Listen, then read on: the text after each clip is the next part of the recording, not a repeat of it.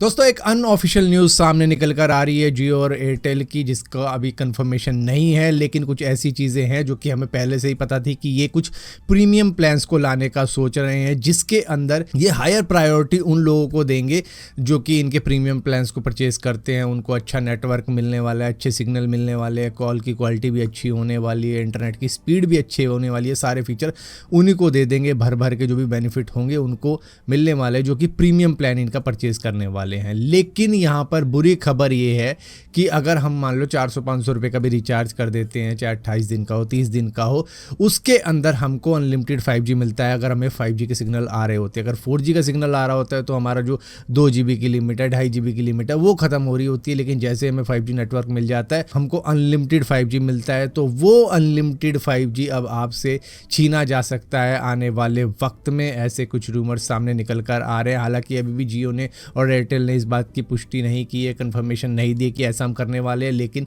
इनके premium plans के बारे में हमें पता है कि वो आने वाले हैं। मतलब कि वो आएंगे तो कुछ ना कुछ गड़बड़ हो सकती है। यहाँ पर आपसे ये जो 5G के प्लान है वो लिए जा सकते हैं, जो कि आपको अनलिमिटेड फिलहाल के लिए मिल रहा था, वो जा सकता है, और वो उनको मिलेगा जो कि इनके प्रीमियम रिचार्ज को परचेज करेगा। तो ये एक चीज़ सुनने में आ रही है। फिलहाल के लिए हम तो भाई यही कह सकते हैं, देखो 5G का इतना ज़्यादा कोई यूज़ करता भी नहीं है, क्योंकि लोगों के घरों में वाईफाई लगा हुआ है। जिनके घर में नहीं लगा हुआ है वो अच्छा खासा यूज़ कर लेते हैं, 3 GB 4 GB 5 GB 10 GB तक यूज़ कर लेते होंगे। मैं भी खैर वाईफाई लगा हुआ है घर में, तो इस वजह से इतना यूज़ में नहीं आता है। लेकिन जो यूज़ में नहीं आता है, मान लो अगर 20 दिन मैंने यूज़ नहीं किया है वो 2 GB डेटा या 2.5 GB डेटा, तो ऑलमोस्ट मेरा 40 GB के करीब में हो जाता है। तो क्या वो मुझे वापस मिलेगा, रोल बैक किया जाएगा वो मेरी तरफ कि लो आपने भैया इतना डेटा यूज़ नहीं किया तो ये हम आपको दे रहे हैं? क्योंकि इन द एंड वो डेटा कहीं ना कहीं तो यूज़ हो ही जाएगा, कोई ना कोई तो यूज़ करेगा। तो जो मुझे दिया गया था वो मुझे रोल बैक करके वापस मिलेगा, वो एक बड़ा सवाल है। कि अगर चलो ठीक है हमसे छीना जा रहा है अनलिमिटेड 5G, तो जो हमारा रहता है कि 2 GB हम एक दिन का यूज़ नहीं करते हैं, उसे रखे रखते हैं, तो वो जमा होके हमें मिलना चाहिए। अगर इस तरीके की चीज़ें हमारे साथ की जा रही हैं कि भैया प्रीमियम यूज़र्स को ही हम अनलिमिटेड 5G देने वाले हैं और बाकी लोगों से ले लेंगे। दोस्तों कुछ दिनों पहले नरेंद्र मोदी जी ने हम सभी से अपील करी थी कि भैया गाड़ियाँ कम चलाया करो, वर्क फ्रॉम होम स्टार्ट करो, कार पुलिंग करो, इस तरीके की चीज़ें की थी, गोल्ड परचेज मत करो, इस तरीके की बातें की थी। जिसके बाद में लोगों ने क्या कहा था कि जो मिनिस्टर वगैरह होते हैं इनके पूरा काफिला चलता है, इस तरीके की चीज़ें लाई गई थी सामने। तो अब यहाँ पर धीरे धीरे ये चीज़ देखने को मिल रही है कि मिनिस्टर्स तक ये बात पहुंची है, जिसके बाद में उन्होंने भी अपने काफिले की जो व्हीकल्स है वो कम कर दिए हैं। यहाँ पर दिल्ली की CM रेखा गुप्ता ने कहा है कि भैया अब हफ्ते में 2 दिन वर्क फ्रॉम होम दिया जाएगा। जो गवर्नमेंट के ऑफिशियल्स हैं उनको एक दिन नो व्हीकल डे भी रहेगा। वो आप पे डिपेंड करता है कि आप कौन सा दिन चूज करते हो। एक दिन आप अपनी गाड़ी का मत चलाओ, आप पब्लिक ट्रांसपोर्ट से जाओ, इस तरीके की चीज़ें कही है। मंडे को मेट्रो डे डिसाइड किया गया है। जो मिनिस्टर होंगे, जो ऑफिशियल्स होंगे, जो गवर्नमेंट में काम कर रहे हैं, वो मंडे को मेट्रो से आएंगे अगर पॉसिबल हो सका, इस तरीके की भी बात की गई है। और ये जो गवर्नमेंट ऑफिसर्स की जो ऑफिशियल गाड़ियाँ होती हैं उनका ना एक कोटा डिसाइड किया जाता है कि इनको 200 लीटर दिया जाएगा पेट्रोल डीजल वगैरह एक महीने का, तो उसको घटाकर अब कम कर दिया गया। करीबन 20% इसमें से कट किया गया है कि इतना ही आपको दिया जाएगा। तो अब ये घटाकर करीबन 160 लीटर के समथिंग में कर दिया गया। और इसी के साथ साथ दिल्ली गवर्नमेंट अगले 6 महीने तक कोई भी petrol diesel CNG hybrid vehicle purchase नहीं करने वाली है, इस तरीके की भी बात की गई है। और इसी के साथ साथ इन्होंने अपने कॉन्वॉय के अंदर 60% तक व्हीकल को कम कर दिया है कि भैया हमें उतनी गाड़ियों की जरूरत नहीं है। हम कोशिश करेंगे कि 4 गाड़ियां यूज़ की जाए, जो कि मतलब ज़रूरी है किसी भी मिनिस्टर के लिए। 4 गाड़ियां यूज़ करी जाए जिसमें उसकी प्रोटेक्शन भी होगी और बाकी जो रिक्वायरमेंट होती है वो,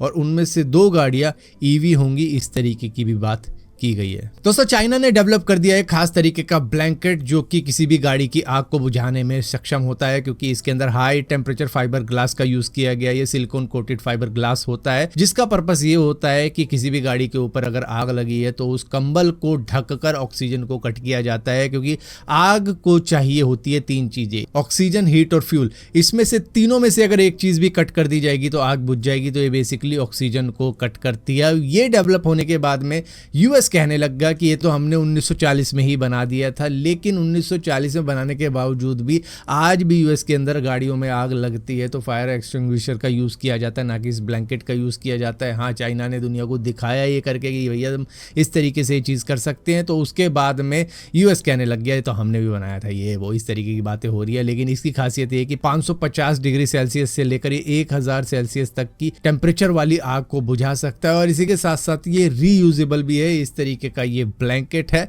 जिसको फायर ब्रिगेड वाले भी यूज़ कर सकते हैं अगर इंडिया में भी आता है तो। मतलब ये काम की चीज़ है कि आग को पानी की ज़रूरत नहीं है बुझाने के लिए, आग को फायर ब्रिगेड की ज़रूरत नहीं बुझाने के लिए। अगर ये ब्लैंकेट कहीं पर भी मौजूद होता है तो कुछ लोग मिलकर इसको अगर गाड़ी पे, बाइक पे या स्कूटी वगैरह पे डाल देंगे तो वहाँ पर ऑक्सीजन कट हो जाएगी, जिससे कि आग बुझ जाएगी। दोस्तों 2022 में भी नीट का पेपर लीक हुआ था, और उससे पहले भी हुआ था, और अब 2026 में भी हुआ है। और उसके अंदर कई सारे कोचिंग सेंटर्स के पास में ये पेपर पहुंचा था, जहां पर सिकर नाम की एक जगह जो कि राजस्थान के अंदर मौजूद है, वहां से भी लीक के कनेक्शन जुड़े हुए हैं, क्योंकि वहां के जो कोचिंग सेंटर थे वहां पर ये काफ़ी ज़्यादा सर्कुलेट हुआ था। तो इसके बाद में यहाँ पर सिकर का ही एक इंस्टीट्यूट खुद को दिखा रहा है कि इस बार फिर से वो 720 में से 720 नंबर लेके आने वाले हैं नीट के एग्ज़ाम के अंदर, क्योंकि 2024 में भी पेपर लीक हुआ था तो ये तब भी लेके आए थे, और ये अब भी लाने की बात कर रहे हैं, जिसका सेलिब्रेशन भी ये सोशल मीडिया के ऊपर कर दिखा रहे थे। जिसके बाद में लोगों ने बताया कि काहे का सेलिब्रेट कर रहे हो, पेपर लीक हो गया, कैंसिल हो गया और दोबारा से होने वाला है। और इससे एक बात तो पता चल गई कि सिकर के अंदर किस तरीके से ये जो नीट का पेपर था, ये जो गैस पेपर था, ये फैल रहा था और बच्चों तक पहुंचा, और उसके बाद में वहीं से वायरल हुआ जब जिसे सोशल मीडिया के ऊपर किसी स्टूडेंट ने डाल दिया कि भैया ये तो लीक हो गया। दोस्तों न्यूयॉर्क के अंदर 5700 इलीगल मोपेड यानी कि स्कूटर्स पकड़े गए हैं, जिनकी नंबर प्लेट फेक थी या फिर रजिस्टर नहीं हो रखा था या फिर उनका इंश्योरेंस नहीं था। इस तरीके के मोपेड को सीज किया गया, और उसके बाद में यहाँ पर इनमें से कई सारे व्हीकल्स को जिनका कुछ भी नहीं था क्रश कर दिया गया, बिछाया उनको रोड पे, और उसके बाद में बुलडोज़र लिया गया और उस बुलडोज़र से उनको चकनाचूर कर दिया गया। दरअसल यहाँ पर कहा गया कि ये रॉबरी के अंदर यूज़ किए जा सकते थे, कई सारी गैंग्स इनको यूज़ कर रही थी, ये स्नैचिंग के अंदर यूज़ किए जा रहे थे, जिसकी वजह से क्रिमिनल एक्टिविटीज़ में ये शामिल हो सकते थे, क्योंकि रजिस्ट्रेशन नहीं करवाया, किसी ने इंश्योरेंस नहीं करवाया, नंबर प्लेट फेक यूज़ कर रहे थे, तो ये इलीगल थे। तो इनको इलीगल वाला ट्रीटमेंट ही दिया गया। जिस तरीके से हमारी कंट्री के अंदर दारू पकड़ी जाती है तो उनको क्रश किया जाता है, वहाँ पर स्कूटी मोपेड को क्रश कर दिया गया है जस्ट लाइक दारू। हालांकि यहाँ पर ये कह दिया जाता है कि भैया चूहे पी गए हज़ारों लीटर दारू। शायद वहाँ पर ये भी कहा जा सकता था कि बंदर चला के भाग गए 200-300 स्कूटी। दोस्तों यूपी के बरेली के अंदर बुधवार को काफ़ी तेज़ हवाएं चल रही थी, जहां पर कई सारी टीनें इधर उधर उड़ी भी हैं। यहां पर एक शख्स ने, जिनको नन्हे मियाँ कहा जाता है, 50 साल की उम्र के थे, इन्होंने भी टीन की पोल पकड़ रखी थी कि मैं इससे हवा से बच पाऊंगा, क्योंकि हवा बहुत ज़्यादा तेज़ चल रही थी। लेकिन अचानक से ही वो टीन ही हवा में उड़ जाती है, जिसकी वजह से ये भी उस टीन का जो डंडा पकड़ा हुआ था, लेकिन अचानक से ही एकदम से जब ऊपर को हवा उठा देती है उस टीन को, ये भी उड़ जाते हैं और करीबन 50 फीट हवा में चले जाते हैं। जिसके बाद में ये गिरते हैं और इनके पाँव और हाथ में चोट आई है, जिसकी वजह से हॉस्पिटल के अंदर भी एडमिट है। फिलहाल के लिए तो ये ठीक है और बोल भी रहे हैं, बता भी रहे हैं कि क्या इंसिडेंट हुआ। आई हमें नहीं पता था कितनी तेज आई, कितनी आई, रस्सी पकड़े थे तो बाइक साथ चले गए ऊपर। दोस्तों H1B वीज़ा जो कि यूएस में एंटर पाने का एक टिकट है, इसकी कॉस्ट है करीबन 95 लाख रुपए, क्योंकि 1 लाख US डॉलर है इसकी कीमत, और डॉलर से अगर मल्टीप्लाई करोगे तो 95 लाख के समथिंग हो जाती है। इतना पैसा अगर कोई बंदा देगा तो वो यूएस में एंट्री पा सकता है। कई सारे लोग दूसरी कंट्री में जाने के लिए 50-60 लाख रुपए देते हैं, तो यूएस के लिए कोई बंदा अगर जाना चाहे तो इतने लाख रुपए दे भी सकता है कि भाई मेरा H1B वीज़ा लगाओ, मुझे आना है, वहाँ पे मुझे काम करना है। तो